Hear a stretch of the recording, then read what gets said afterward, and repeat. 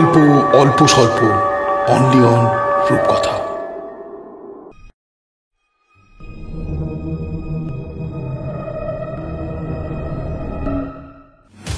কাকডাকা অন্ধকার, চাঁদ নেই।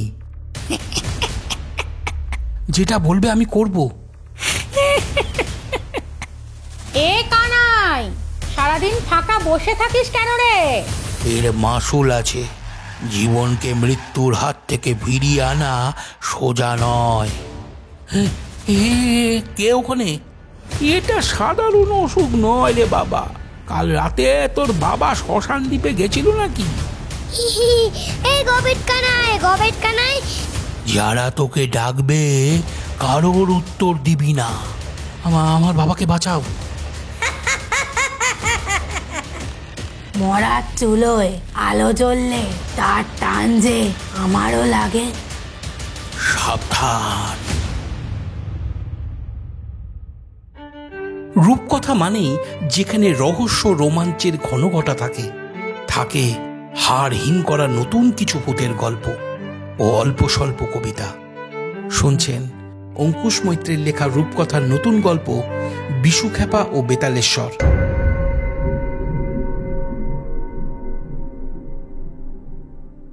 বাংলার মাটিতে শুধু ধান গমের শস্য জন্মায়নি, জন্ম নিয়েছে অগণিত রহস্য আর অলৌকিক কাহিনী। নদীর ধারে, মাঠের আইলে কিংবা বটগাছের ছায়ায় লুকিয়ে আছে ভয়ঙ্কর সব স্মৃতি। লোকমুখে প্রচলিত বাংলার প্রতিটা গ্রামেই আছে এক অদৃশ্য ছায়া। কোথাও সেটা ভূত, কোথাও ডাইনি, আবার কোথাও দেবতার রুদ্র রূপ। কালের পরিক্রমায় মানুষ আজ আধুনিক হয়েছে। শহরের আলো ঝলমলে জগতে বৈজ্ঞানিক ব্যাখ্যার ভিড়ে এই সব কাহিনী প্রায় হারিয়ে যাচ্ছে। কিন্তু গ্রাম বাংলার অন্ধকারে আজও রাত নামলেই চাঁদের আলোয় দেখা যায় ছায়ামূর্তি, শোনা যায় শিকল টানার শব্দ কিংবা হাহাকারের সুর। এই গল্প সেই অন্ধকারের ভেতরেই আলো ফেলার চেষ্টা। এখানে আছে তান্ত্রিক ক্রিয়া, মন্ত্রশক্তির খেলা, অলৌকিক দেবদেবীর বিস্তৃত রূপ, ডাইনি, পিশাচ এবং প্রেতাত্মার ছায়া। আর আছে এক গভীর রহস্য যা তোমাদের প্রশ্ন করতে বাধ্য করবে, সত্যি কি সবকিছু কেবল কল্পকাহিনী? এই গল্পে এই ঘটনার মূল চরিত্রে যিনি আছেন, উনাকে গ্রামের লোকেরা বিশুখ্যাপা নামেই ডেকে থাকে। কিন্তু উনার আসল নাম কেউ না জানলেও শুধু আমি জানি। নামটা আমি এত সহজে তোমাদেরকে বলবো না, কারণ কেউ বলে সে পাগল, আবার কেউ বা বলে সে নাকি অলৌকিক বিদ্যার গুরু। সাধারণ মানুষের চোখে অদ্ভুত ভেলকি দেখিয়ে পাগলের মতন হেসে ওঠা, আর তার চারপাশে জমে ওঠা রহস্য। এসব কিছু বিচার না করে উনার আসল নাম বলা চলে না। তাহলে এবার আমার নামটা বলে রাখি। আমি গ্রামের ছেলে কানাই চাঁদ রায়। নাম শুনে কেউ হাসাহাসি করো না। আমি যখন স্কুলে পড়তাম তখন গ্রামের সবাই আমাকে গবেট বলে ঠাট্টা করত। কিন্তু ভাগ্যের ইশারায় আমি একদিন হয়ে উঠি বিশুখ্যাপার একমাত্র আস্থাভাজন। বুঝলে কিভাবে এসব হলো, সেই ঘটনার কথাই আজ তোমাদেরকে বলবো। তাহলে প্রস্তুত হও, কারণ একবার এই গল্পে পা রাখলে আর ফিরে আসা সহজ নয়। পশ্চিমবঙ্গের বীরভূম জেলার শান্তিনিকেতনের কাছেই ছোট্ট এক গ্রাম লাভপুর। দিনের বেলায় গ্রামটা আর 5টা গ্রামের মতোই, যেমন সবুজ ধানের ক্ষেত, কাঁচা মেঠো রাস্তা, দূরে মহুয়ার শিমুল গাছের সারি। সকালের হাটে মানুষের ভিড়, কেউ চাল বিক্রি করছে, আবার কেউ গরুর দুধ। গ্রামের মহিলাদের শাড়ির আঁচল জলে ভিজে, কারণ ভোরে তারা সবাই কুয়ো বা নদী থেকে জল তুলতে গেছে। কিন্তু সূর্য ডোবার সঙ্গে সঙ্গে লাভপুরের বাতাস বদলে যায়। এখানে রাত মানেই অদ্ভুত নিস্তব্ধতা, যেন হাজারো ঝিঝির ডাকও সেই নিস্তব্ধতাকে ভাঙতে পারে না। গ্রামের মাঝে দাঁড়িয়ে আছে এক বিশাল বটগাছ। গাছটার গায়ে অজস্র ঝুড়ি ঝুলে আছে, যেন ধূসর দাড়ি। গ্রামের লোকেরা বলে, এই গাছের নিচে নাকি অনেক কিছুই ঘটে যা চোখে দেখা যায় না বাপু।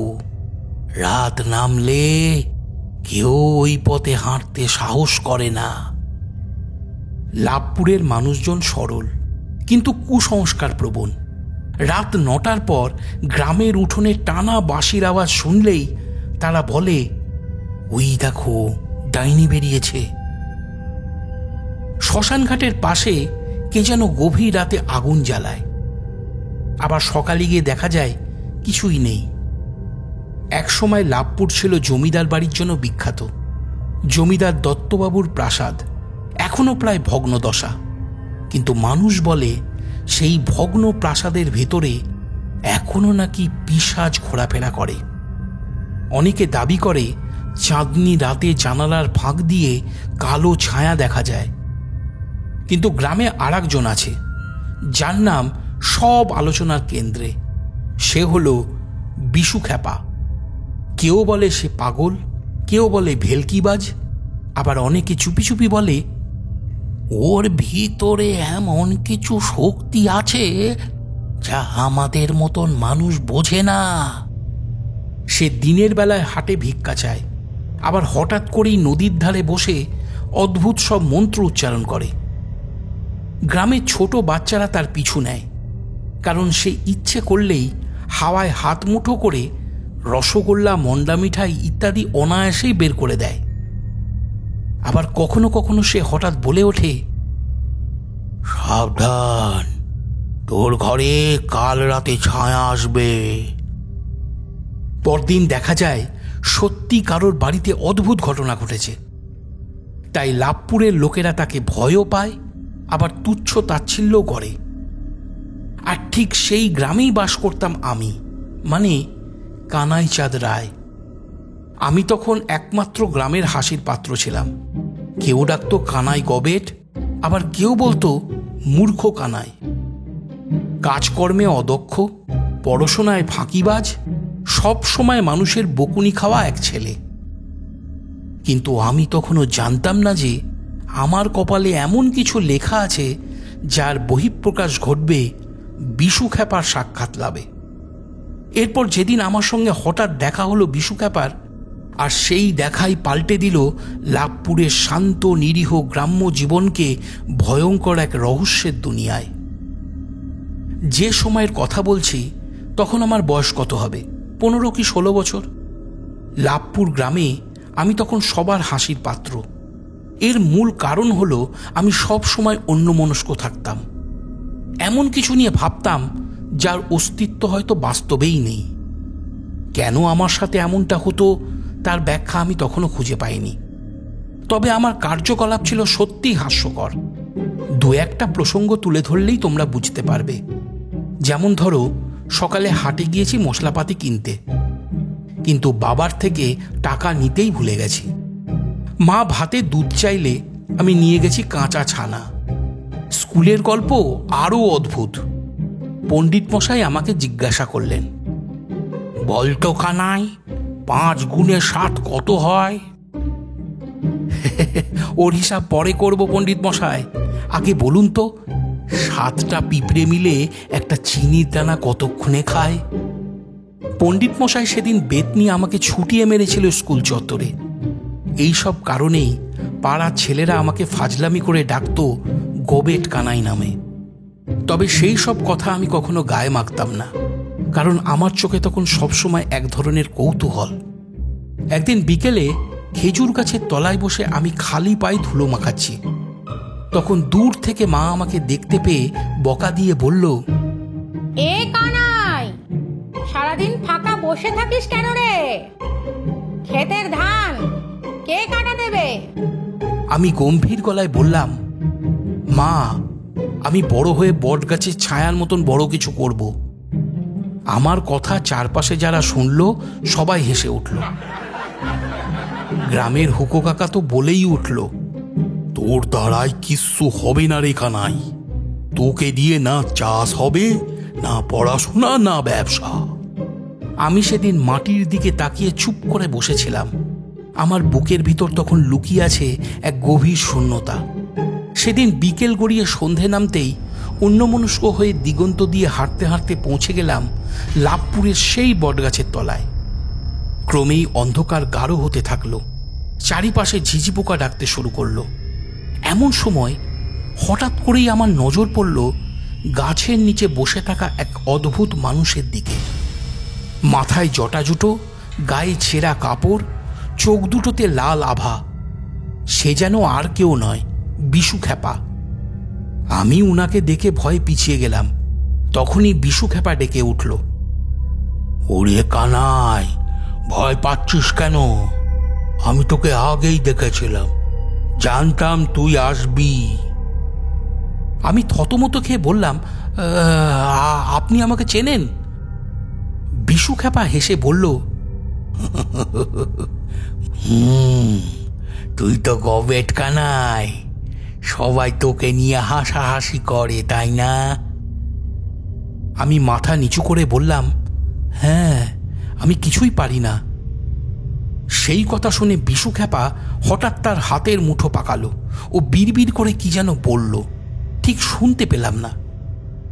কিন্তু পর মুহূর্তেই সে যখন নিজের হাতের মুঠো খুলল, তখন দেখলাম তার হাতে একটা গরম ভাপ ওঠা রুটি। সে বলল, এই দেখ বেটা, গরম গরম রুটি, খিদে পেলে খেয়ে নে। আমি কিছুক্ষণ হাঁ করে তাকিয়ে রইলাম বিশু খ্যাপার দিকে। তারপর বললাম, এটা এলো কোথা থেকে? আমার কথা শুনে বিশু খ্যাপা ধমক দিয়ে বলল, এত কথায় কাজ নেই, আয় সামনে এসে বস আর রুটিটা গরম থাকতে খেয়ে নে। আমি আর কথা না বাড়িয়ে মাটিতে বসে রুটি চিবোতে লাগলাম। তখন বিশু খ্যাপা কাঁধের ঝোলা থেকে একটা গোটা পাটালির ঢেলা বার করে আমার হাতে দিয়ে বলল, শুকনো রুটি খেতে ভালো লাগে না কারুর, তাই গুড় দিয়ে খা, জমে যাবে। আর বলি শোন, যা তুই চোখে দেখিস সব সত্যি নয়, আর যা তুই বিশ্বাস করিস না সেটাই অনেক সময় সত্যি। আমি অবাক হলেও খাওয়া থামালাম না। কি জানি আবার সে কি বলে বসে।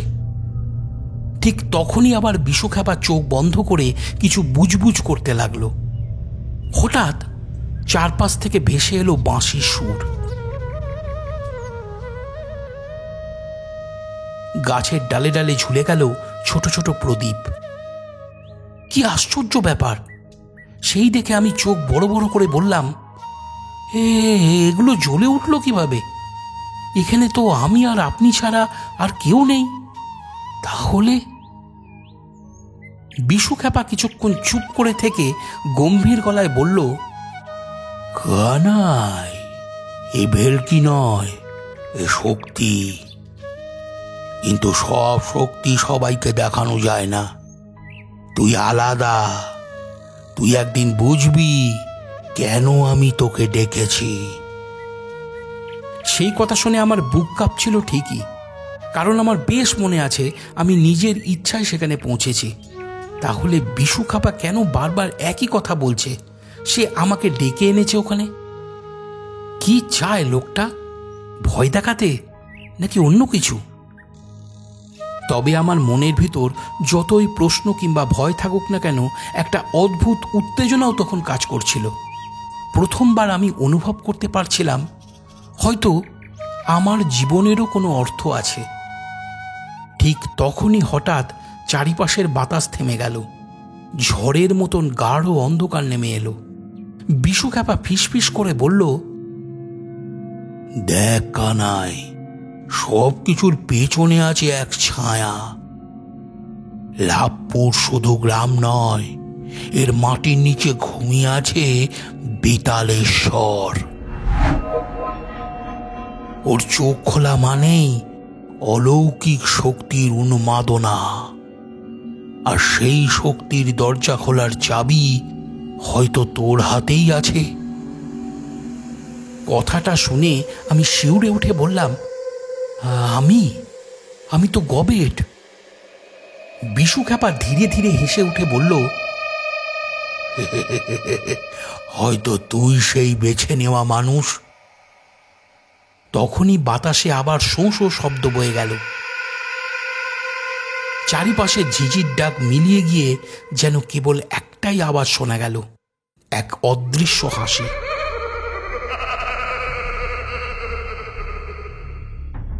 সেই রাতের পর আর আমি শান্ত থাকতে পারলাম না।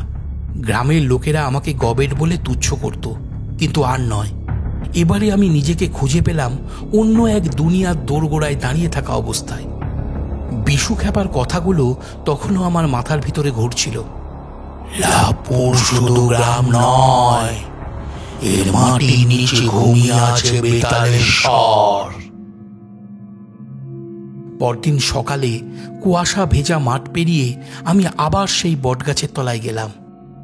বিশু খ্যাপা তখন আগুন জেলে বসে আছে। সামনে একটা লাল কাপড়ের উপর কাঁচা হলুদ, এক মুঠো ধান আর একটা অদ্ভুত খুলি। খুলিটা যেন মানুষের, তবে তার চোখের কোটরে অচেনা কালো পাথর বসানো। আমি প্রণাম করে ভয়ে ভয়ে বললাম, ও ওটা কার মাথার খুলি? বিশু খ্যাপা তখন চোখ বন্ধ করে মন্ত্রপাঠ করেই চলেছে। দেখে মনে হলো সে আমার প্রশ্নের উত্তর দেবে না, তাই ভাবছি ফিরে আসব। ঠিক তখনই সে চোখ খুলে বলে উঠল, এটা খুলি নয়, এটা চাবি, বেতালেশ্বরের দরজার চাবি। সেই কথা শুনে আমার বুক ধড়ফড় করতে লাগলো। অনেক কষ্টে নিজেকে সামলে নিয়ে বললাম, কিন্তু বেতালেশ্বরকে? বিশু খ্যাপা হঠাৎ গভীর নিঃশ্বাস নিল, তারপর গম্ভীর গলায় বলতে শুরু করলো,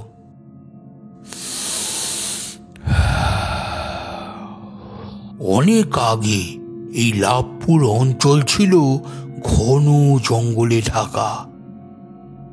কোনো মানুষ থাকতো না, শুধু সাধক আর তান্ত্রিকেরা এখানে আসতো সাধনা করতে।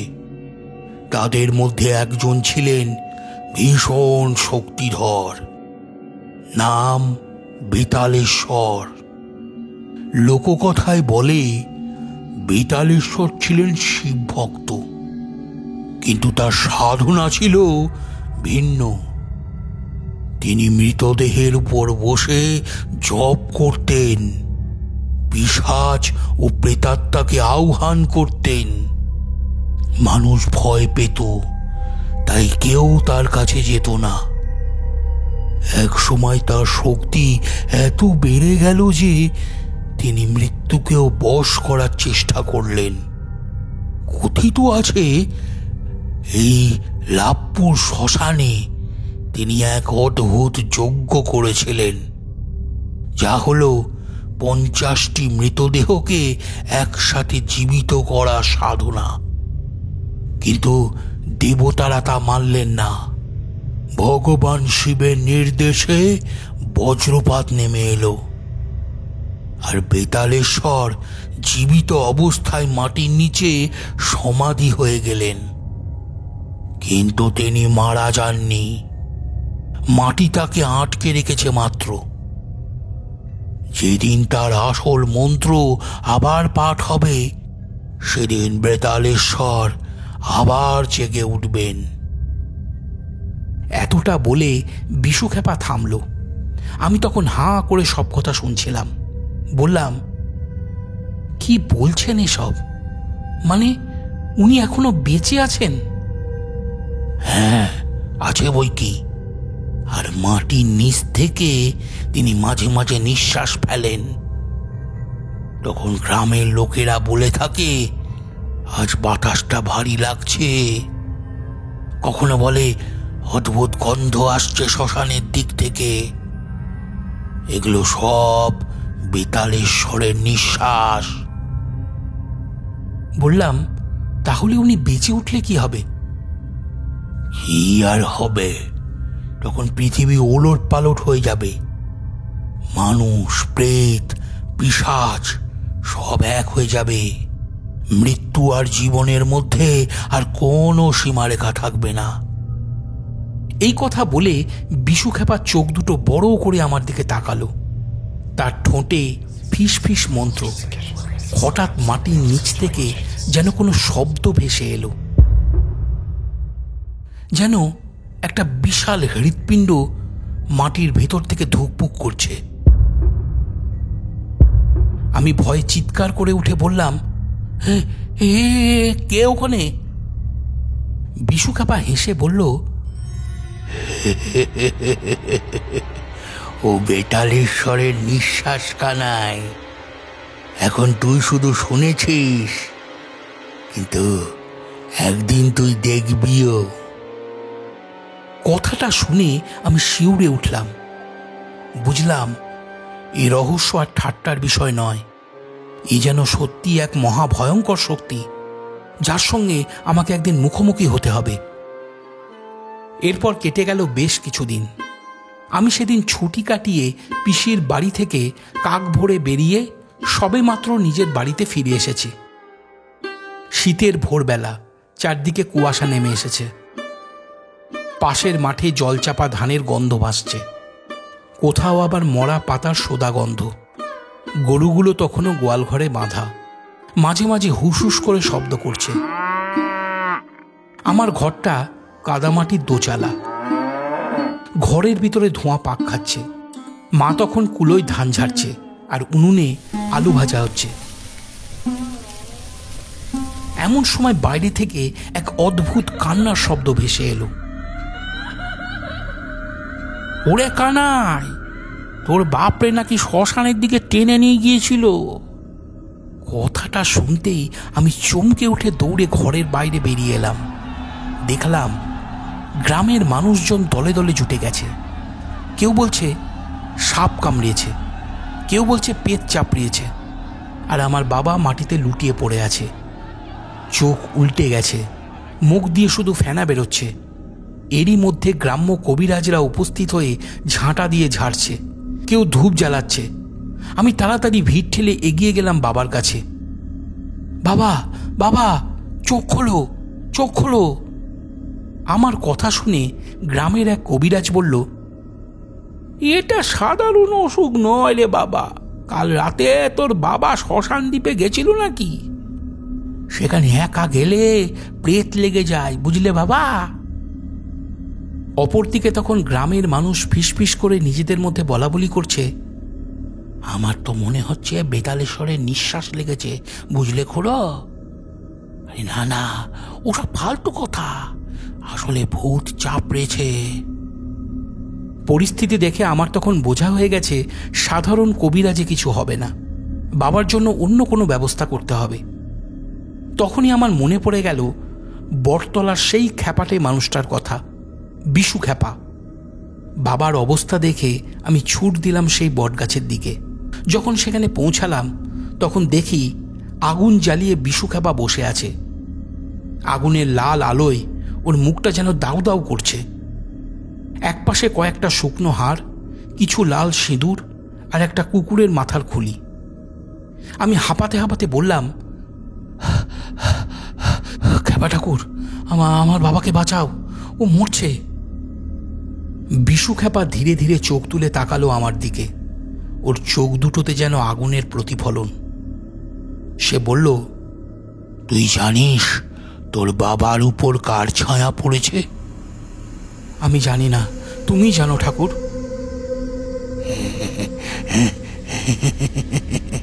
ওটা বেতালেশ্বরের নিঃশ্বাস, যার গায়ে একবার লেগে যায় সাধারণ মানুষ তাকে ফেরাতে পারে না। এই কথা বলে বিশু খ্যাপা একটা মন্ত্র পড়তে শুরু করলো। ওং রং লং বং নমো বেতালেশ্বরায় ফট স্বাহা। ওং রং লং বং নমো বেতালেশ্বরায় ফট স্বাহা। তারপর আগুনে এক মুঠো ধূপ ছুঁড়ে দিল। মুহূর্তের মধ্যে আগুন থেকে এক অদ্ভুত নীল ধোঁয়া বেরিয়ে এলো। আমি তখনই স্পষ্ট শুনতে পেলাম সেই ধোঁয়ার ভেতর যেন কেউ ফিস ফিস করে বলছে, আমায় ডাকছিস কেন? কেন ডাকছিস?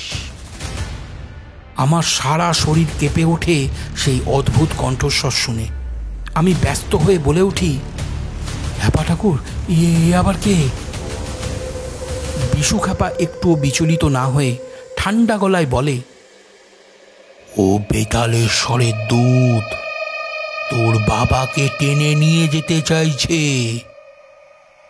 কিন্তু চাইলে আমি ফিরিয়ে দিতে পারি, তবে একটা শর্তে। আমি হাঁটু গেড়ে বসে বললাম, আমার বাবাকে বাঁচাও, যেটা বলবে আমি করব। আমার কথা শুনে বিশু খ্যাপা হেসে উঠল।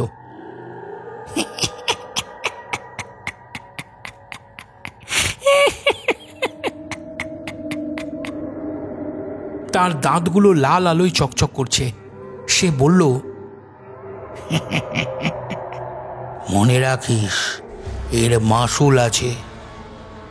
জীবনকে মৃত্যুর হাত থেকে ফিরিয়ে আনা সোজা নয়। তোর বাবাকে বাঁচাতে হলে আমার সঙ্গে তোকে যেতে হবে এক অন্ধকার জঙ্গলে, যেখানে আজও বেতালেশ্বর ঘুমিয়ে আছেন। কথাটা শুনে আমার গলা শুকিয়ে গেল। একবারের জন্য মনে হলো লোকে এই কারণেই হয়তো লোকটাকে খ্যাপা বলে থাকে। দেখছে আমার বাবা মৃত্যুর মুখে দাঁড়িয়ে, তখন সে তার প্রাণ না বাঁচিয়ে কোথাকার সেই বেতালেশ্বরের পিছনে পড়েছে। আমি চুপ করে আছি দেখে বিশু খ্যাপা কিভাবে যেন আমার মনের কথা পড়ে নিয়ে বলল, আমার কথা তোর বিশ্বাস হয়নি বুঝি? তবে শুনে রাখ ছেলে, লাভপুর গ্রামের জঙ্গলে ভয়ানক জিনিস আছে, যেখানে পিশাচ ও ডাইনিও আছে। কিন্তু যদি তুই সত্যি তোর বাবাকে বাঁচাতে চাস, তাহলে ভয়কে গিলে ফেলে আমার উপরে বিশ্বাস রেখে তোকে এগিয়ে যেতে হবে ওই জঙ্গলের দিকে। যা, এখন বাড়িতে ফিরে যা। তোর হাতে 3 দিন সময় আছে। এর মধ্যে তুই সিদ্ধান্ত নে কি করবি। তবে মনে রাখিস, শুধু 3 দিন। এর পরেই ওরা তোর বাবাকে সঙ্গে করে নিয়ে যাবে। বিশু খ্যাপার কথা শুনে আমি বাড়ির পথ ধরলাম। আমার মনে তখন প্রশ্নের ঝড় উঠেছে। একদিকে গ্রামের আতঙ্কের মূলে থাকা বেতালেশ্বরের অভিশাপ, আর অপরদিকে আমার বাবার অচেতন অবস্থায় শুয়ে থাকা। এই সব কথা চিন্তা করে বাড়ি ফিরতেই দেখি তখনও গ্রামের মানুষ বাড়ির বাইরে ভিড় করে দাঁড়িয়ে আছে। কেউ বলছে, ওটা মরেই গেল। আবার কেউ বলছে, এখন শুধু শ্মশানেই জায়গা। বাড়ির সদর দরজা টপকে উঠোনে পা রাখতেই দেখি মায়ের চোখ লাল হয়ে গেছে কান্নায়। আমাকে ফিরে আসতে দেখে মা কাপড়ের আঁচলে চোখ মুছে এগিয়ে এলো ও বলল, সারাদিন কোথায় গিয়ে বসেছিলি? কিছু একটা কর তোর বাবার জন্য, ওনাকে আমি হারাতে চাই না। আমি মায়ের দিকে তাকালাম। তখনই আমার বুকের ভিতর এক অদ্ভুত দৃঢ়তা জন্ম নিল। আমি সিদ্ধান্ত নিলাম, যাই হয়ে যাক না কেন, বাবাকে বাঁচাতেই হবে। পরদিন রাতে আবারও গেলাম বিশু খ্যাপার কাছে। কাকডাকা অন্ধকার, চাঁদ নেই, আকাশ ভরা মেঘ, শুধু দূরে শেয়ালের ডাক শোনা যাচ্ছে। বটগাছের নিচে পৌঁছাতেই বুঝলাম বিশু খ্যাপা যেন আমার আসার অপেক্ষাই করছিল। সে আমাকে আসতে দেখে হেসে উঠে বলল, ও আমি জানতাম তুই আসবি। ভয় তোর চোখে আছে, কিন্তু বাবার প্রতি তোর ভালোবাসা তার থেকেও বড়। আমি কাঁপা কাঁপা গলায় বললাম, আমি রাজি, বাবাকে বাঁচাও। আমার কথা শুনে বিশু খ্যাপা হাতের ইশারায় আমাকে বসতে বলল। আমি বসলাম। তারপর বিশু একটা কালো কাপড় বার করে তার উপর লাল সিঁদুর দিয়ে অদ্ভুত চিহ্ন আঁকতে লাগলো। চিহ্ন আঁকা হলে সে আমাকে বলল, এখন তুই আমার সঙ্গে মন্ত্র পড়বি, কিন্তু সাবধান, যদি একবারও গলত করে ফেলিস তাহলে তোর বাবার আত্মা সরাসরি বেতালেশ্বরের হাতে চলে যাবে। আমার গলা কাঁপছিল, তবু আমি প্রস্তুত হলাম। এরপর বিশু খ্যাপা আটা ও মাসকলাই দিয়ে একটা পুতুল বানালো। তারপর সেই পুতুলটিকে তেলের বাটিতে চুবালো।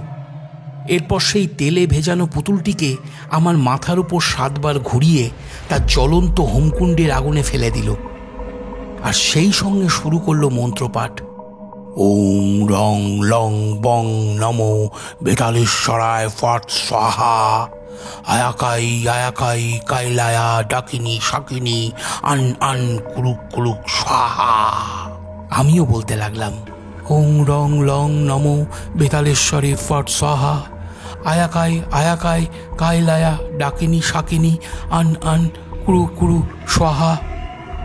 মন্ত্র পড়তেই আমাকে চমকে দিয়ে মাটির নিচ থেকে আবার সেই ভীতিকর শব্দ উঠতে লাগলো, যেন বিশাল কোনো হৃৎপিণ্ড স্পন্দিত হচ্ছে।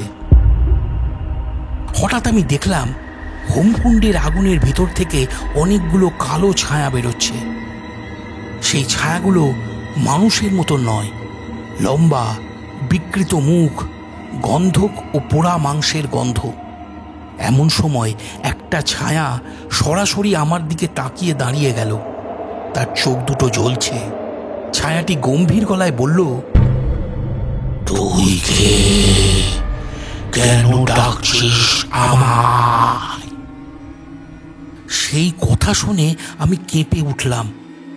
বিশু খ্যাপা তখন গম্ভীর গলায় বলল, ও আমার শিষ্য, ওর বাবার প্রাণ চাই, বদলে আমরা দেব আমাদের প্রতিজ্ঞা। চূড়ান্ত রাগে ছায়াটা ফুঁসে উঠল। হঠাৎ আমি সেই ছায়ার ভেতর থেকে শুনতে পেলাম বাবার কণ্ঠস্বর। উনি বলছেন, কানাই বাঁচারে। আমি চূড়ান্ত ভয়ে কেঁপে উঠে বিশু খ্যাপার হাত আঁকড়ে ধরলাম। তখন বিশু খ্যাপা হেসে উঠল, দেখলি, তোর বাবার আত্মা ইতিমধ্যেই বেতালেশ্বরের টানে টানছে। তুই যদি এখন পিছু হটিস, তাহলে আর কোনো দিনও তোর বাবাকে ফেরত পাবি না। আমি দাঁতে দাঁত চেপে বললাম, না, আমি পিছু হটব না, বাবাকে আমি ফেরাবই। সেই কথা শুনে বিশু খ্যাপা ধীরে ধীরে আমার কাঁধে হাত রাখল ও বলল, তাহলে প্রস্তুত হ। আজ রাতেই আমরা যাব ওই শ্মশান জঙ্গলে, বেতালেশ্বরের ছায়ার সামনে। আমার তখন বেশ ভয় করছিল, তবু আমি মন শক্ত করে নিয়েছি। বাবাকে বাঁচাতে হলে আমি মৃত্যুকেও অস্বীকার করব। লাভপুরের উপর যেন সেদিনের রাতটা আগে কখনো নেমে আসেনি। চাঁদ ছিল না, মেঘে ঢাকা আছে আকাশ। কপাল ভাঙা কৃষকের মতন মলিন। কোপাই নদীর পাড়ে কাশবনের ঠান্ডা হাওয়া আমাদেরকে টানছিল। এরই মধ্যে দূর থেকে শেয়ালের দীর্ঘ হাঁক ডাক। ধানের ক্ষেতে জমে থাকা কাদায় পায়ের শব্দ হচ্ছে। কাঁধে পুরনো গামছা গুটিয়ে, হাতে কাঁপতে থাকা কেরোসিনের কুপিটা বাঁচিয়ে আমি হাঁটছিলাম বিশু খ্যাপার পিছনে। আধারে হাঁটলে যেন শব্দ পা ফেলতে ভয় পায়। বিশুর গায়ে ধুতি, কাঁধে কালচে চাদর, এক হাতে বাঁশের লাঠি, অন্য হাতে এক চামড়ায় বাঁধা থলে। থলেতে ঠিক কি আছে তা আমি জানতাম না, তবে একটা অদ্ভুত গন্ধ এসে নাকে ঠেকছিল। গন্ধটা হলো হলুদের, গন্ধকের, ধূপের আর হালকা পোড়া চামড়ার। অনেকটা এগোনোর পর বিশু খ্যাপা পিছন ফিরে যেন কুয়াশার মতন ঘন কণ্ঠে কথাগুলো বলল, আজকের রাতটা তোর, আমি পাশে থাকব, কিন্তু তোর পরীক্ষা তোকেই দিতে হবে। ভুল করলে শুধু তোর নয়, তোর বাবারও ক্ষতি হবে। সেই কথা শুনে আমি চমকে উঠে বললাম, খ্যাপা ঠাকুর, আমি পারবো তো? ভয়কে যতখানি জায়গা দিবি ততখানি বড় হবে সে। এই কথা বলে বিশু খ্যাপা থেমে মাটিতে আঙুল দিয়ে ছোট্ট একটা বৃত্ত এঁকে দিল। এটা ভৈরব বৃত্ত। তুই যখন এই বৃত্তের ভিতরে থাকবি তখন কেউ তোকে টানতে পারবে না, কিন্তু বাইরে গেলে কে কার বলতে পারি না। কোপাই নদীর ধারে শ্মশান, কয়েকটা অচেনা ছোট ছোট আগুন দূরে লালচে বিন্দু হয়ে কাঁপছে। গতকালের অর্ধনে বা চিতার কয়লা, বাতাসে কাঁচা ছাইয়ের ধোঁয়া, মাঝে মাঝে গন্ধকের কষা টান। বটের ঝুড়ি ঝুলে আছে যেন কালো দড়ি, শেকড়ে শেকড়ে মাটির নিচে কারা যেন নিঃশ্বাস ফেলছে। সেই পরিচিত শব্দ যা আমি গতকাল বিশু খ্যাপার পাশে বসে প্রথম শুনেছিলাম। হঠাৎ বাবা বলে ডাকতে গেলে সেই স্বর নিজের অজান্তেই আমার গলার ভেতরেই মিশে গেল, বাইরে বের হলো না। মনে হতে লাগলো বাবার নিঃশ্বাস ক্রমেই ছোট হয়ে আসছে, তার বসে থাকা শরীরটা কাঁপছে, চোখ উল্টে আছে, আর কবিরাজের ঝাঁটা, গ্রামের ডাকে ঝাড়ফুঁক কিছুই তখন কাজ করছে না। তাই তখন একটাই কথা মাথায় ঘুরছে, বিশু খ্যাপাই হলো আমার শেষ ভরসা। আমি যখন এইসব ভাবছি তখন দেখি বিশু থলে থেকে 5টা জিনিস বার করলো। একটা ছোট করটি পাত্র, 5টি কৌড়ি, একটু সর্ষে, একটা লোহার আংটি আর লাল রঙের সুতো। হাত বার কর বলে বিশু খ্যাপা আমার ডান কবজিতে লাল সুতো বেঁধে দিল। সুতোয় গিট দিতে দিতে সে ফিসফিস করে বলল, এই গিট পিতৃঋণের, এই গিট গুরু দীক্ষার, খুলবি না। তারপর লোহার আংটিটা আমার বুড়ো আঙুলে পরিয়ে দিয়ে বলল, লোহা বৎ 84 ঠেকায়, মনে রাখবি যেখানে ছায়া যাবে সেখানেই সর্ষে ছিটিয়ে দিবি। এরপর সে করটি পাত্রটা আমার হাতে তুলে দিয়ে থমকে তাকিয়ে থেকে বলল, এই পাত্রে জল তুলবি না, ভয় তুলবি। দেখে নেব তুই কতটা ধরতে পারিস। আমি এই বিষয় তেমন কিছুই বুঝলাম না, তবে আঙুলের মাথায় আংটির ঠান্ডা শিরশিরে ভাব আর কবজির গিঁটের টান, এই দুটো যেন কাউকে ধরে এগোনোর সাহস দিল। শ্মশানঘাটের ঠিক পাশে একটা খুপড়ি ঘর, মাটির দাওয়ায় কালো ধোঁয়ার দাগ। বিশু দরজা ঠেলে ভেতরে ঢুকল, আমি তার পিছু নিলাম। ভেতরটা অন্ধকার, কিন্তু আকাশের ফাঁক দিয়ে বটের ঝুড়ির ফোঁটায় ফোঁটায় ঢোকা ছায়া ঘরের মেঝেতে যেন কালো কালি ছড়িয়ে দিয়েছে। বিশু মাটিতে চোরাবালির মতো নরম ছাই ও ধুলো দিয়ে একটা বড় মণ্ডল আঁকল, যার 8টা দিক, মাঝখানে ত্রিশূল চিহ্ন, 4 কোণে 4টে প্রদীপ। প্রদীপ জেলে দিয়ে বিশু খ্যাপা বলল, এই হলো কর্ণচক্র। আমি এবারে শুরু করব আহ্বান। তোর প্রথম পরীক্ষা শব্দের। যারা তোকে ডাকবে কারোর উত্তর দিবি না, গলা গলা শুকিয়ে যাক, তবুও হ্যাঁ বলবি না। আর কোনো অবস্থাতেই ভৈরব বৃত্ত থেকে পা বাইরে ফেলবি না। এই কথা বলে বিশু খ্যাপা একটা ছোট্ট ডামরু বাজালো। মন্ত্র উঠল গলা থেকে নয়, যেন মাটির নিচের নিঃশ্বাস থেকে। ওম হ্রিং বেতালেশ্বরায় স্বাহা, ওম হ্রিং বেতালেশ্বরায় স্বাহা, ওম কিষ্কিনী যোগিনী ভূত পিশাচ বৎস দমন স্বাহা, ওম কিষ্কিনী যোগিনী ভূত পিশাচ বৎস দমন স্বাহা। অল্পক্ষণ পরেই আমার কানে প্রথমে বাচ্চাদের হাসি ঢুকল।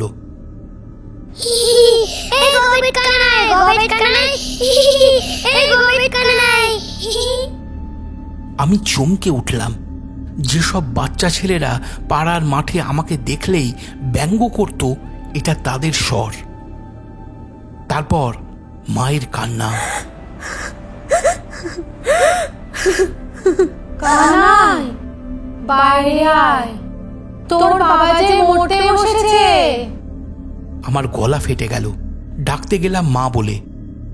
বিশু খ্যাপা তৎক্ষণাৎ হাত তুলে ইশারা করল, চোখ বন্ধ, শ্বাস গণনা কর। 1, 2, 3। গণনা করতে করতে আমি হঠাৎ আরেকটা স্বর শুনলাম, দুর্বল খরদ গলায়, কানাই বাঁচা।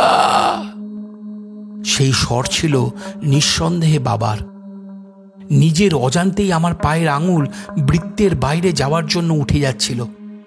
তখনই বিশুখ্যাপা শটান ডামরু থামিয়ে কানে ফিসফিস করে বলল, ওরা শব্দ নকল করে, জীবিতের শব্দ, মৃতের শব্দ ওদের কাছে সব খেলনা। তুই কাকে বাঁচাতে এসেছিস, শব্দকে নাকি প্রাণকে? কথাটা শুনতেই মনে হলো হঠাৎ যেন কেউ আমার মাথায় বরফ জল ঢেলে দিল। আমি দাঁতে দাঁত চেপে বললাম, প্রাণকে। এরপর একটু একটু করে শব্দের ঢেউ দূরে মিলিয়ে যেতে লাগলো। আমার বুকের ভিতরে ওঠা তোলপাড় করা ভয়ের ঝড় একসময় শান্ত হয়ে গেল। তখন বিশুখ্যাপা মেঝেতে অঙ্কিত মণ্ডল ভেঙে দিয়ে আমাকে বলল, চল কানাই, এবারে আমরা বেরোই দ্বিতীয় পরীক্ষার উদ্দেশ্যে। আমরা দুজনে দাওয়ার নিচে নামতেই পায়ের তলায় কাদা ভিজে চপচপ হলো। বটের শেকড়ের নিচ দিয়ে বাঁকানো সরু পথ, যাকে লোকজন শ্মশান সোপান বলে। আমরা দুজনে সেই পথে হাঁটতে শুরু করলাম।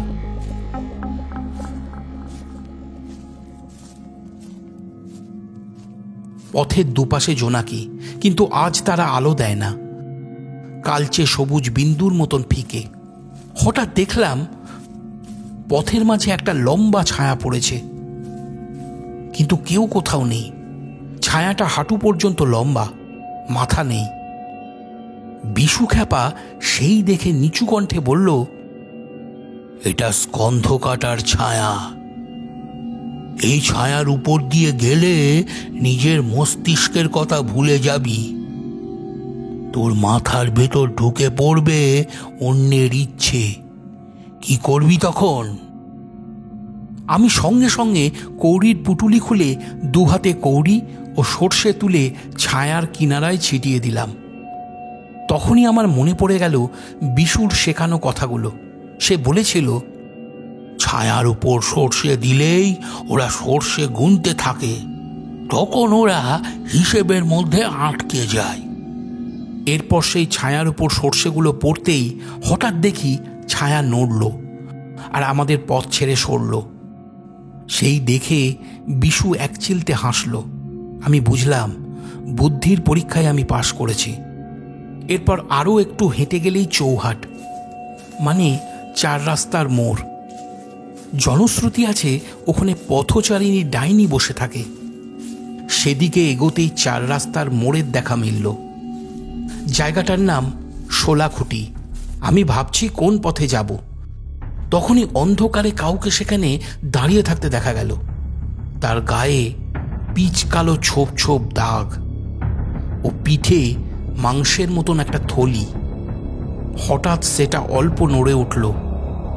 আমি চমকে উঠে বললাম, কে ওখানে? কোনো উত্তর এলো না।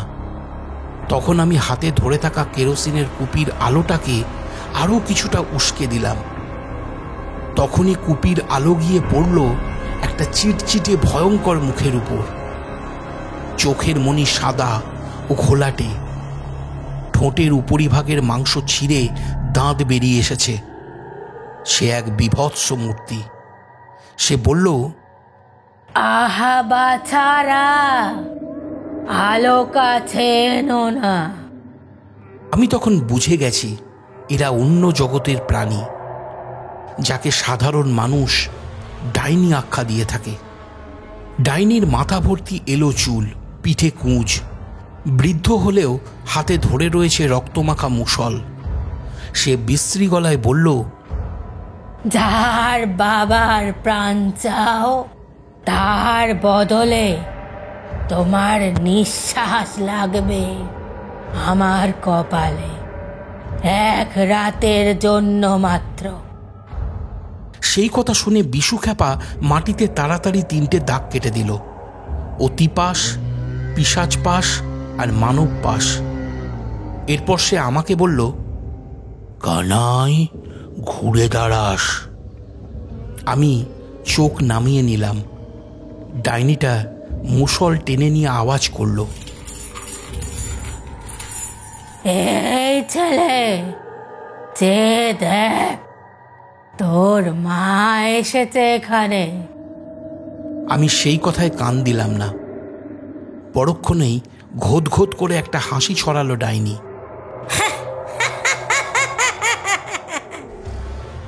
বিশু থলে থেকে এক মুঠো নুন বের করে ছুঁড়ে দিল শোলাখটির গোড়ায়, মানে চৌরাস্তার মোড়ে। নুনের ছিটে রাতের ভেজা ঘাসের উপর পড়তেই তা ঝাঁঝালো ধোঁয়া হয়ে উঠে এলো। ডাইনিটা কুই কুই শব্দ করে সরে গেল।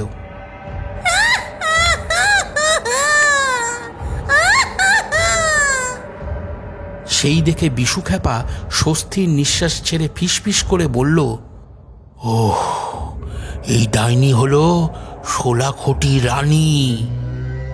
এই বেটা তেড়ে আসে আর নুনে সরে। আমি তখন দুই কাঁধে একটা শিরশিরে ভাব অনুভব করছিলাম, কিন্তু আমার বুকের ভিতর তখন ধীরে ধীরে একটা অদ্ভুত স্থিরতা নামছে। এতদিন সবাই আমাকে গবেট বলতো কিছু করতে পারতাম না বলে, কিন্তু আজ আমি ধাপে ধাপে অজানার ভেতর দিয়ে হাঁটছি, আর আমার মাথার ভিতরে সংখ্যার মতন পা ফেলছে 1, 2, 3, আগুন, পথ ও করটি। এরপর আমরা যখন শ্মশানের প্রধান চাতালে পৌঁছালাম, তখন দেখি চিতার কাঠগুলো তখনও উষ্ণ আছে। সেই দেখে বিশু খ্যাপা বলল, আমরা শ্মশান সোপান পেরিয়ে পৌঁছে গেছি অগ্নি সোপানে। এর মানে এই জায়গাটাকে গ্রামের লোকেরা অগ্নি সোপান বলে থাকে। এখানেই চিতা জ্বালানো হয়। আর দেখ, চিতার কাঠগুলো এখনো নেভেনি। এই আগুনের উপর দিয়ে তোকে 5 পা হেঁটে যেতে হবে, চোখ সোজা রেখে পা পাতা গুনে। একবার ভয় পেলেই আগুন তোকে কামড়াবে। আমি আর দেরি না করে বাবাকে বাঁচাতে হবে সেই কথা ভেবে কাজে নেমে পড়লাম। তেলের কুপিটা নিভিয়ে কোমরে গুজলাম, তারপর ভগবানের নাম নিয়ে হাঁটা শুরু করলাম। পায়ের তালুতে কাঠের উষ্ণতা কাঁটা হয়ে ফুটল। প্রথম পা ফেলতেই আমার মনের ভিতর কেউ যেন বলে উঠল, শ্বাস নিতে ভুল না করা। দ্বিতীয় পা, মায়ের কান্না মনে না আনা। তৃতীয়, বাবার দম ফুরোনোর মুখ মনে না আনা। চতুর্থ, নিজেকে গবেট বলা সকল কণ্ঠস্বর স্মৃতি থেকে মুছে ফেলে দেওয়া। পঞ্চম, শুধু সৃষ্টিকর্তার নাম জপে যাওয়া। 5 পা শেষ করে যখন আমি কাঁচা মাটিতে পা রাখলাম, তখন আমার হাঁটু কেঁপে উঠল ঠিকই, কিন্তু আগুন কোনোভাবেই কামড়াতে পারেনি। এরপর বিশু খ্যাপা করটির পাত্রটা আমার হাতে তুলে দিয়ে বলল, এই পাত্রের ভেতরে যা দেখা যাবে তার নাম বলবি না, শুধু দেখবি। তবে তোর ভয়কে কোনোভাবেই পাত্রের ভেতরে ঢুকতে দিবি না। আমি পাত্রটাকে বুকের কাছে তুলে ধরলাম। কালো গহ্বর, ভেতরে ধীরে ধীরে কুয়াশা জমল, আর তাতেই ফুটে উঠল একটা ছবি। কোপাই নদীর ধার, নদীর চরে বসে আছে আমার বাবা। মুখে ফেনা নেই, চোখ উজ্জ্বল, হাতে মাছ ধরার ছিপ। বাবার মুখে ধীর হাসি। কানাই, বাবার ঠোঁট নড়ল। চল, চরে ছিপ ফেলি। সেই কথা শুনে আমার গলার ভেতর দিয়ে বাবা ডাকটা বেরিয়ে আসতে চাইল, তা আমি অনুভব করলাম, কিন্তু শব্দটা মুখে আসার আগেই তা বুঝে গেল। করটির পাত্রে বাবার চোখের মধ্যে কোনো ছায়া নেই, একেবারে সমান জল। বাবা জীবিত হলে চোখে ঝিলিক থাকত, কিন্তু মৃতের চোখ স্থির। আমার পুরনো স্মৃতির কথাগুলো একে একে মনে পড়তে লাগলো। তাও আমি নিজেকে সামলে নিয়ে কোনো দিকে না তাকিয়ে পাত্রটা নামিয়ে রাখলাম। বিশু মাথা নেড়ে বলল, বাঁচলি। আমি বললাম, এটা এতটাও সহজ ছিল না খ্যাপা ঠাকুর। শ্মশানের চাতাল থেকে একটু দূরে পাথরের উপর বিশু 5টা করটি পাত্র সাজিয়ে রাখল। প্রত্যেকটাতে আলাদা তরল, তবে দেখতে একই রকম সবগুলো কালো কালো। একটায় জল, একটায় তেল, একটায় কড়ি গলানো রস, একটায় ছাই মেশানো জল, আর একটায় বামুনের রক্ত। বিশু খ্যাপা বলল, এতে নামের গুরুত্ব নেই, কাজের আছে। তুই এরই মধ্যে একটা পাত্রে বেলপাতা ফেলবি। যে পাত্রে বেলপাতা ভাসবে তার জল আমরা ব্যবহার করব, আর যে পাত্রে বেলপাতা ডুবে যাবে তা আমরা ছাড়ব। কিন্তু একটা ব্যাপার হলো, আকাশের যেদিকে মেঘ কম সেই দিকে তাকিয়ে থাকবি, আর পাত্রে আকাশের প্রতিচ্ছবি খুঁজবি। যে পাত্রে তারার প্রতিচ্ছবি দেখা যাবে সেটা তেল, তাতে বেলপাতা ভাসবে। তবে মেঘের লুকোচুরিও থাকবে। কখনো আকাশ দেখা যাবে, কিন্তু পাত্রের তল কালো বলে মনে হবে আকাশটা মেঘের আড়ালে লুকিয়েছে। তখন তুই কি করবি? আমি চুপ করে থেকে চারদিকে তাকালাম। মেঘের নিচে এক চিলতে ফাঁক, দূরে 2-4টে তারা। আমি হাঁটু গেড়ে বসে প্রতিটি পাত্রের দিকে চাইলাম। তাতে আমার চোখ মুখের প্রতিচ্ছবি পড়ল। শুধু 2টো পাত্রে আমার প্রতিচ্ছবি একেবারেই নেই, মানে ঘোলাটে। একটায় নিজের চিবুকের কালো ছায়া দুলছে, আর আরেকটায় আকাশের ছোট্ট বিন্দু ঝিকিমিকি করছে। কিন্তু ভেতরে ছোট্ট ঢেউ তৈরি হলে প্রতিচ্ছবিগুলো ভেঙে যায়। আর শেষ পাত্রের দিকে তাকালে একটা ঠান্ডা ভাব এসে চোখে লাগে, কিন্তু তাতে তারার বিন্দুটুকুও নেই। আমি একটা লম্বা শ্বাস নিয়ে সেই শেষ পাত্রটাতে বেলপাতা ফেললাম। পাতাটা নড়ে চড়ে ভেসে রইল, ডুবল না। বিশু হেসে উঠে বলল, তোর চোখ ঠিক। ছাই মেশানো জল ঠান্ডা লাগে, আর তাতেই তেল ভেসে থাকে। তাহলে বুদ্ধির গিট খুললি তো?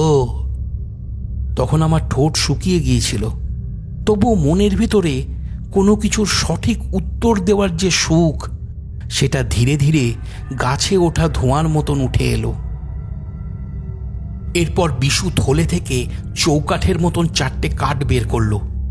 4 কোনায় 4 প্রদীপ, মাঝখানে করটি পাত্র, আর তার চারপাশে কালি দিয়ে আঁকলো একটা ত্রিকোণ মতন, যা হলো বিশুর কথায় সব মণ্ডল। চিতাকাঠের দগদগে খোলের উপর মণ্ডল স্থির করে বিশু ডামরু বাজাতে বাজাতে মন্ত্র পড়তে লাগল। আমি তখনই অনুভব করলাম চারদিকের বাতাস যেন কোনো কিছুতে আঘাত খেয়ে জেগে উঠল।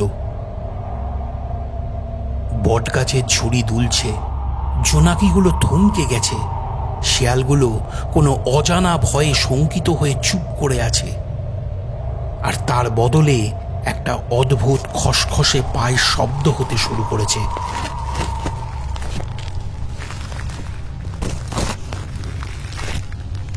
যেন বহু শুকনো পাতা একসঙ্গে মারিয়ে কেউ হাঁটছে। প্রদীপের আলো স্থির হতেই আমি দেখলাম একটা ছায়া এগিয়ে আসছে। প্রথমে 2টো, তারপর 4টে, তারপর দল বেঁধে অগণিত প্রেতরূপী ছায়া আসতে লাগলো। ওরা সত্যিকারের ছদ্মবেশী মানুষও নয়, আবার পুরো কঙ্কালও নয়। আধভাঙা, অর্ধেক রূপ, অর্ধেক স্মৃতি। কেউ বুকে হাত রেখে কাঁদছে, কেউ মাটির দিকে তাকিয়ে দাঁড়িয়ে, আবার কেউ বা নিজের মাথা হাতে ধরে আছে। ওদের মধ্যে যে ব্যথার গন্ধ রয়েছে তা হলো পোড়া শাড়ির, ভিজে কাঠের, নোনা অশ্রুর। বিশু খ্যাপা বলল, এদেরকে দেখে ডরাবি না, এরা পথ হারানো প্রেত। আজ আমরা প্রাণ ঋণ দিয়ে তোর বাবার শরীরটা ফেরত চাইব, কিন্তু ঋণ দিতে হলে তোর নাম বলতে হবে, আর এর জন্য আজ থেকে তোকে গবেট কানাই নামটা মাটিতে পুঁতে রাখতে হবে। মনে রাখবি, কেউ যখন নিজের নাম বদলায় তখনই তার জীবনের পথও বদলায়। কথাটা শুনে আমি আঁতকে উঠে বললাম, আমার নাম? তবে আমি কে হব? তুই তোর নাম বলবি রুদ্র কানাই, আর বলবি আমি আর গবেট নই। তোর জিভে নাম বদলালে তোর কপালের হিসেব বদলাবে। বিশু খেপার চোখে তখন বজ্রের মতন আলো। আমি কাঁপা কাঁপা গলায় বললাম, আমার নাম রুদ্র কানাই। আমার পিতা হলেন শ্যামলাল রায়। আমি আর গবেট নই। আসলে এই কথাগুলো নিজে মুখে বলা মানে বুকের ভিতর জমে থাকা এক পাথরের বোঝা নামানো। আমার চোখে জল এলো, তবুও আমি জিভে দৃঢ় রইলাম। এমন সময় প্রেতেদের ভিড় থেকে একটা কাঁপা হাত উঠল। আঙুলে লাল সুতো, ঠিক যেমনটা আজ বিশু বেঁধেছিল। সেই দেখে আমি ফিসফিস করে বললাম, খ্যাপা ঠাকুর, ওটা কি বাবার আঙুল? বিশু মাথা নেড়ে চোখ নামিয়ে নিল। বুঝলাম ওটাই আমার বাবার চিহ্ন। তার নিঃশ্বাস ধরা আছে প্রেতের কাছে। এবারে তোর শেষ পরীক্ষা। বিশু ঘাড়ের চাদর থেকে একটা শুকনো চামড়ার আসন টেনে এনে মাটিতে পাতল। সেই আসনটা বড়ই শীতল, হাত দিলে কাঁটা দেয়। তারপর বিশু আমাকে বসতে বলে জঙ্গলের কোথা থেকে যেন একটা শবদেহ টেনে আনলো। শবের শরীর রোগা, পাতলা, লম্বা, শিরা দেখা যায় এমন। শবটা দেখে আমার বুক কেঁপে উঠল। বললাম, এটা কে? বিশু খেপা শান্ত স্বরে বলল, মনে করবি এটা একটা নামে মাত্র শরীর, এর প্রাণ আলাদা। আমরা এবারে সব পূজা করব। ভয় লাগবে, তবুও করতে হবে। প্রথমে শবের জিভে বেলপাতা রাখবি, কপালে সিঁদুরের টিপ, চোখে সর্ষের তেল। এতে প্রেত নির্ভরতা খুলবে। এরপর আমি ভয়ে ভয়ে পুজোর কাজ শুরু করলাম। বেলপাতা জিভে রাখতে গেলে টের পেলাম শবদেহটা প্রচণ্ড ঠান্ডা ও জলে ভেজা। এমন সময় অসাবধানবশত হাত পিছলে গেল, পাতা পড়ে গেল শবদেহের বুকে।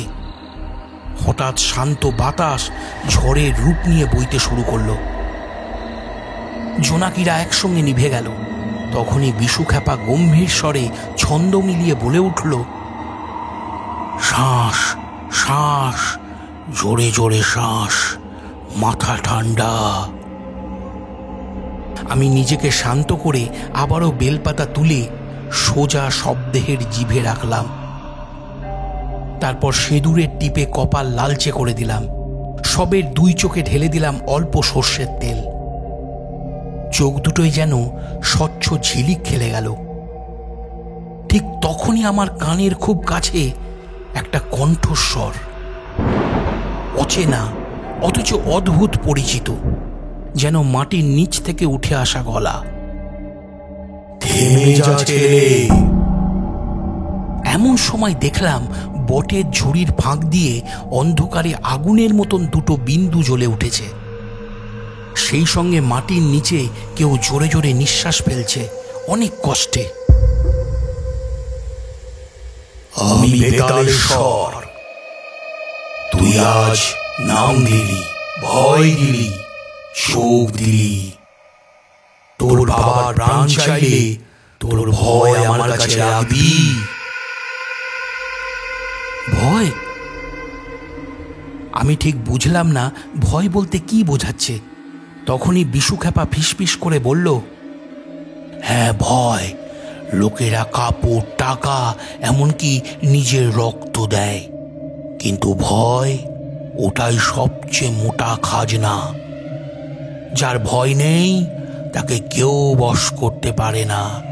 তুই যদি তোর ভয়টাকে ওর হাতে তুলে দিস, তখনই ও তোর বাবাকে ছাড়বে, কিন্তু যেদিন তুই ভয় পাবি সেদিন তোকেও ডেকে নেবে, তাই মান বুঝে তোল।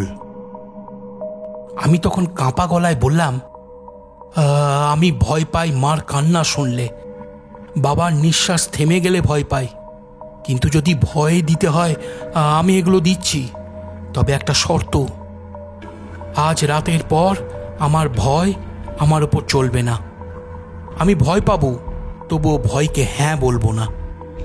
সঙ্গে সঙ্গে অন্ধকারে মাটির নিচ থেকে উঠে আসা শ্বাস থমকে গেল। কাশফুলের মতন একটা গন্ধ এলো, শুকনো ও ঠান্ডা। অন্ধকারে বেতালের স্বরের কণ্ঠে ভেসে এলো, গ্রহণ করলাম। বিশুখ্যাপা তখনই মন্ত্র পড়তে শুরু করলো, ওং হোং কল্পান্তকারায় পেতাশ্বরায় বেতালনাথ নাম শরীরস্থ প্রাণ সংহারিণে দানীভূত ভয়দানং স্বাহা। সঙ্গে সঙ্গে সবমণ্ডলের মাঝখানে হাওয়া চক্র উঠল। ধুলো গোল হয়ে ঘুরছে, আর হাওয়ার মাঝে এক মুহূর্তের জন্য দেখলাম বাবার মুখ। আশ্চর্য, মুখে আর ফেনা নেই, চোখে শুধু জল আছে, জীবনের জল। আমি সেই দেখে হাত বাড়াতে গেলাম, তখনই বিশুখ্যাপা আমার হাতের কনুই টেনে ধরে বলল, ছবি না, নিজেরা ফিরবে তখন ছবি। বললাম, সব শেষ হলো কি? বিশু মাথা নেড়ে না বলার আগেই বটের আড়াল থেকে সশব্দে একটা ভয়াল হাসি ভেসে এলো। শিশুরও নয়, আবার মানুষেরও নয়, সে যেন এক মূর্তি ফাটা হাসি। দেখলাম শোলাখুটি রানী ফিরে এসেছে, সঙ্গে 3টে খর্ব পিশাচ। চোখ লাল, দাঁত সরু, হাঁটুর থেকেও খাটো, হাত ছোট কিন্তু নখ লম্বা। ওরা মণ্ডলের বাইরে ঘুরছে, মাটি আঁকড়ে দাগ কাটছে। ডাইনি বলল, ঋণ মেটিয়েছ, ঠিক কথা, কিন্তু মরার চুলোয় আলো জ্বললে তার টান যে আমারও লাগে, তাহলে আমার অংশ কই? বিশু হাতের লাঠিটা মাটিতে ঠুকে বলল, এখানে তোর অংশ নেই। ডাইনি মুষল উঁচু করতেই 3 পিশাচ ছুটে এলো। সেই দেখে আমার মনে পড়ে গেল বিশুখ্যাপা বলেছিল, লোহার আংটি পিশাচ কামড়াতে পারে না, সর্ষে ছিটালে ওর হাঁটু ভেজে, আর ভয় দেখাতে এরা পাহাড়ি হাওয়া ছাড়ে, এতে সাধারণ মানুষের শ্বাস আটকে যায়। তখন কপালের মধ্যেখানে আঙুল চেপে ধরে ওম বললেই হাওয়া কাঁটার মতন শরীর থেকে বেরিয়ে যায়, বুঝলি? তাই যখনই পিশাচ ঝাঁপ দিল, আমি তখনই তাদের মুখ লক্ষ্য করে সর্ষে ছিটিয়ে দিলাম। ওরা একসাথে কুঁকিয়ে উঠে পিছিয়ে পড়ল। এরপর তারা হাতের নখ চালালে আমি আংটিটাকে তুলে ধরলাম। লোহার আংটিতে নখ লাগতেই তা ভেঙে গেল। তখন কোথা থেকে যেন পাহাড়ি হাওয়া ধেয়ে এসে আমার বুকে বিঁধল। গলার স্বর বুঝে গেল, চোখে অন্ধকার দেখলাম। তাই আর দেরি না করে 2 আঙুল কপালের মাঝখানে চেপে ধরে ওম বলে টানলাম। সঙ্গে সঙ্গে ভিতরে জমে থাকা বায়ু সূচের মতন বেরোনোর অনুভূতি পেলাম। ওদিকে তখন ডাইনি আঁতকে উঠে এক লাফে শোলাখুটির কাছে পিছু হটল। বিশু থলে থেকে লাল সুতো বার করে ডাইনির মুষলে গিট লাগিয়ে দিল আর বলল, এই গিটের নাম ঋণ বাঁধা, গোটা চাঁদ না ওঠা পর্যন্ত এটা খুলবি নে। ডাইনি খিচ খিচ করে দাঁত কাটল, তারপর ধোঁয়ায় মিলিয়ে গেল।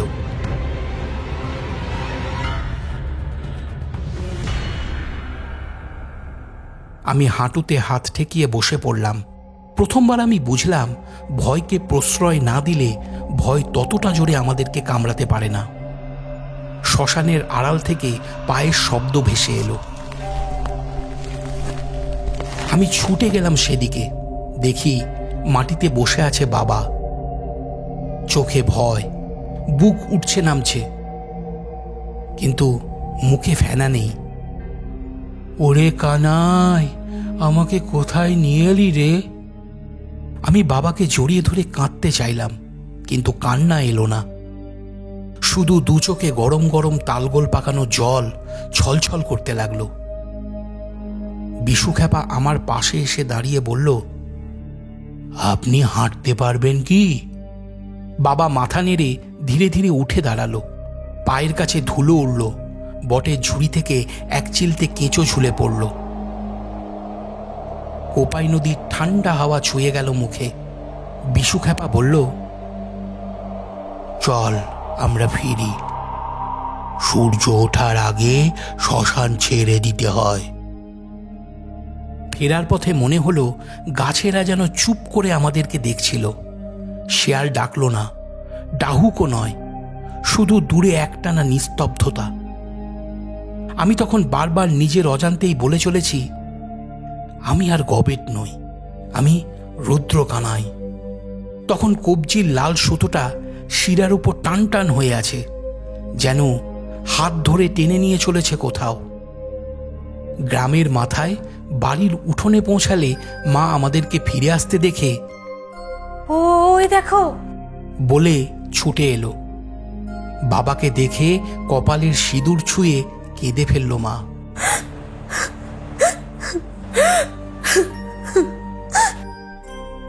এরপর বাবা ঘরে ঢুকলেন। ভিতরে তখন কুপির আলো কাঁপছে, শীতের খড়ের গন্ধ। আলনার উপর ঝুলে থাকা ভিজে ধুতি থেকে জল পড়ছে টুপটুপ করে। বাবা চারিপাশে তাকালো, মুখে কেমন অন্যমনস্ক হাসি। কোথায় ছিলেন যেন। তিনি বললেন, আমার যে শীত করছে। সেই কথা শুনে মা চাদর জড়িয়ে দিল। আমি তখন বাড়ির সদর দরজায় দাঁড়িয়ে। বিশু খ্যাপা নিঃশব্দে মাথা ঝুঁকিয়ে দু চোখের ইশারায় বলল, এখানেই কিন্তু হিসেব চুকল না, বরং শুরু হলো। বুঝলাম আমি আমার ভয়কে দান দিয়ে বাবাকে ফিরিয়ে এনেছি, কিন্তু তার মানে এই নয় যে বেতালেশ্বর আমাকে ভুলে যাবে। অন্ধকারে যে চুক্তি হয় তা দিনের আলোতে কাগজে লেখা না থাকলেও মাটিতে খোদাই হয়ে যায়। আমি সেদিন প্রথমবার বিশু খ্যাপাকে গুরু বলে ডেকে উঠে বলেছিলাম, গুরুদেব, আমি যদি আবারও ভয় পাই তখন কি হবে? বিশু হেসে উত্তর দিল, ভয় পাবি, ভয় না পেলে মানুষ নয়। কিন্তু মনে রাখবি, ভয় যখন দরজায় কড়া নেড়ে আমি ঢুকছি বলে, তখন তুই দরজা খুলে বলবি, হ্যাঁ ঢোকো। কিন্তু আমার শরীর, আমার জিভ, আমার চোখ সব আমার নিয়ন্ত্রণে। তুই অতিথি। অতিথিকে আমরা সম্মান দিই, রাজত্ব না। আমি মাথা নেড়ে বললাম, এবারে পারবো গুরুদেব। তখনই আমার মনের ভেতর কোথায় যেন কিছু টুকরো টুকরো আলো জ্বলল জোনাকির মতো, তবুও স্থির। সূর্য ওঠার আগে ফ্যাকাশে আলো যখন আকাশে ছড়াচ্ছে, বিশু বটগাছের নিচে ফিরে গেল। আমি তখন তার সঙ্গে গেলাম, কারণ গুরু বলেছে শেষ গিট বাঁধা বাকি। এরপর বিশু মাটিতে পায়ের আঙুল দিয়ে 3টি বিন্দু আঁকল। তারপর সে আমাকে বলল, প্রথম, তোর ভয় আমি গ্রহণ করেছি। দ্বিতীয়, তোর নাম তুই বদলাস। তৃতীয়, তোর পথ আজ থেকে তুই হাঁটবি। এখন শোন, তোর নাম রুদ্রকানাই থাকবে, কিন্তু তুই নিজের জন্য আর একটা নাম ধরে রাখতে পারিস।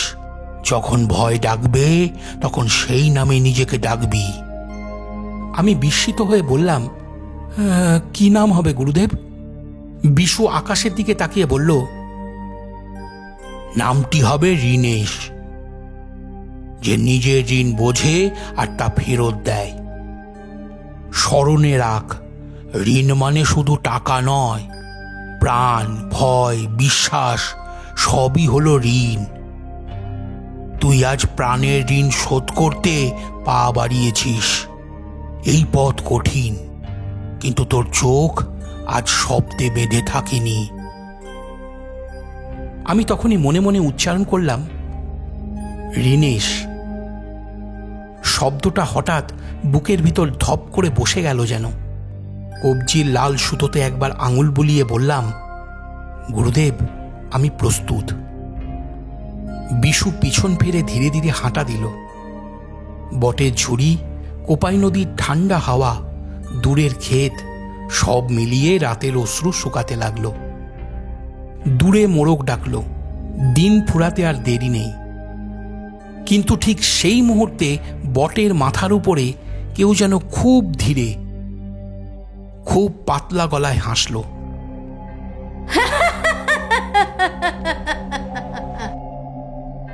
আমি সেদিকে তাকিয়ে দেখলাম কিছুই নেই, তবুও যেন গায়ের শিরা কেঁপে উঠল শোলাখুটি রানীর হাসি মনে করে। আমি চোখ নামিয়ে মাটির দিকে চাইলাম, দেখলাম আমার ছায়ার উপর জোনাকি বসে আছে স্থিরভাবে। তখনই বারবার আমার মনের ভেতর কেউ ফিসফিস করে বলতে লাগলো, আমি আর গবেট নই, আমি ঋণেশ, ভয় অতিথি, রাজা নয়। তারপর ঘুরে দাঁড়িয়ে প্রথম আলোয় ভেজা লাভপুরের দিকে হাঁটতে লাগলাম। বুকের ভিতর নতুন নীরবতা, কপালে নতুন গিট, আর হাতে পুরনো আংটি, লোহার, ঠান্ডা, ভরসা দেওয়া। আমি জানি এই রাতের পর লাভপুর গ্রামের লোকের মুখে আরো কথা উঠবে। বিশু খ্যাপা কি সত্যি পাগল? কানাই নাকি শ্মশানে যায়? শুনেছিস বেতালেশ্বরের নিঃশ্বাস থেমে গেছে নাকি এক রাতের জন্য? কিন্তু যেটা কেউ জানবে না সেটা হলো মাটির নিচে বটের শেকড়ের ভিতরে ঢুপ ঢুপ করে এক বিশাল হৃৎস্পন্দন আজ একটু ধীর হয়েছে মাত্র। সে থামেনি, কারণ পরীক্ষা শেষ হয়নি, শুরু হয়েছে। পরদিন ভোরে আমি যখন ক্ষেতের আল ধরে হাঁটতে হাঁটতে এগিয়ে যাচ্ছি, তখন শুনলাম দূরে জমিদার বাড়ির ভগ্ন প্রাসাদে নাকি রাতের বেলা আলোগুলো নিজের থেকে জ্বলে উঠেছিল। জানালার ফাঁকে এক অদ্ভুত মাথা নাকি দাঁড়িয়েছিল, আর তার চোখ জ্বলছিল। লোকেরা বলছে, বুঝলে খুড়ো, ওটা বেতালেশ্বরের দালান। সেই কথা শুনে আমি থমকে দাঁড়ালাম। কবজির গিটটা একটু কষে বেঁধে নিয়ে আমি নিজের মনেই ফিসফিস করে বললাম, গুরুদেব, আমি প্রস্তুত পরের রাতের জন্য। আকাশে তখন সূর্য ওঠার আগে আগুন রাঙা রেখা, লাভপুরের সকাল শুরু হচ্ছে। কিন্তু এক রাতের ঘটনা মাটির তলায় থেকে যাচ্ছে, গোপনে, ধীরে, নিঃশ্বাসের মতন।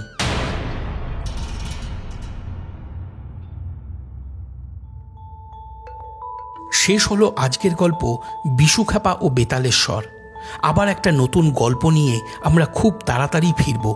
তাহলে এবার তোমরা চটপট কমেন্ট করে আমাকে জানাও আজকের গল্পটা তোমাদের কেমন লাগলো। যদি ভালো লেগে থাকে তাহলে শেয়ার করে দিও বন্ধুদের মধ্যে। আর রূপকথার সমস্ত নতুন নতুন গল্প কবিতা শুনতে সাবস্ক্রাইব করে নাও এই ইউটিউব চ্যানেলটিকে। সবাই ভালো থাকো, সুস্থ থাকো, আর রূপকথার সঙ্গে থেকো। শুভরাত্রি।